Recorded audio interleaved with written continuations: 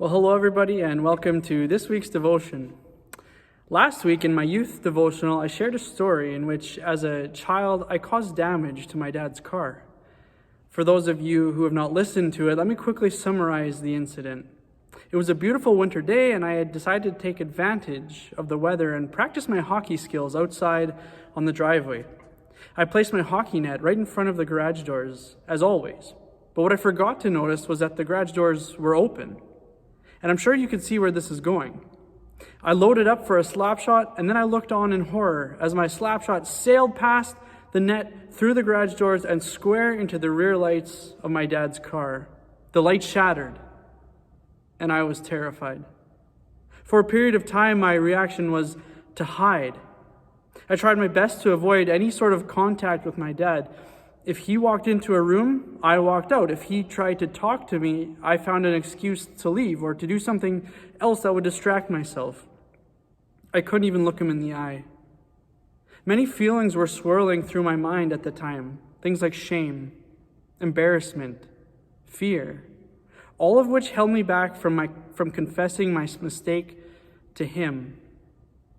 When we sin, it is the same feelings that hold us back from God, causing us to run and to hide. And thank goodness that our God is a God who will not rest until he finds us. This is what we talked about last week, that God is a God who searches for us no matter how far we run. But not only do we run from God, we also hide from each other when we say or do hurtful things. When I wrecked my dad's taillight, I couldn't bring myself to face him. This shame, this embarrassment, we feel this about our actions, and this holds us hostage when we do things that hurt others. When we make mistakes, our natural reaction is to isolate ourselves, to create a distance between us and the person that we offended. And it doesn't even have to be much. It can be as simple as a comment that was said without thinking.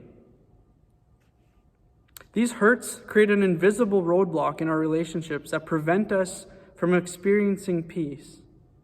Just like a plant needs water, so a relationship needs care. And without that care, it will slowly wither and die. The only solution, the only way to remove that roadblock is to say, I'm sorry. Of course, it's always easier said than done. But don't take my word for it. Take God's. The book of Genesis tells a story of two brothers who reveal the importance of making things right in our relationships. Jacob and Esau might have been twin brothers, but that's where the similarities seem to end.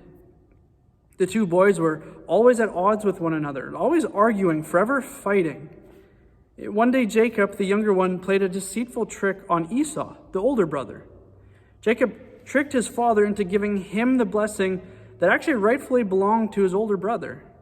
When Esau returned home and found out what Jacob had done, he was furious and he threatened to kill Jacob. So Jacob fled.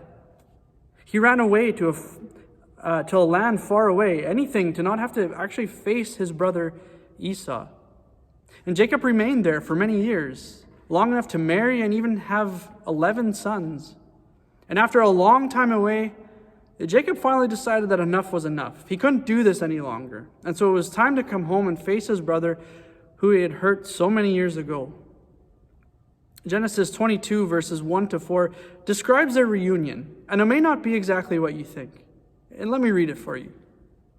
Jacob looked up, and there was Esau, coming with his 400 men. So he divided the children among Leah, Rachel, and the two maidservants. He put the maidservants and their children in front, Leah and her children next, and Rachel and Joseph in the rear. He himself went on ahead and bowed down to the ground 7 times as he approached his brother. But Esau ran to meet Jacob and embraced him. He threw his arms around his neck and he kissed him, and they wept. Jacob didn't know what to expect from his brother Esau on that day.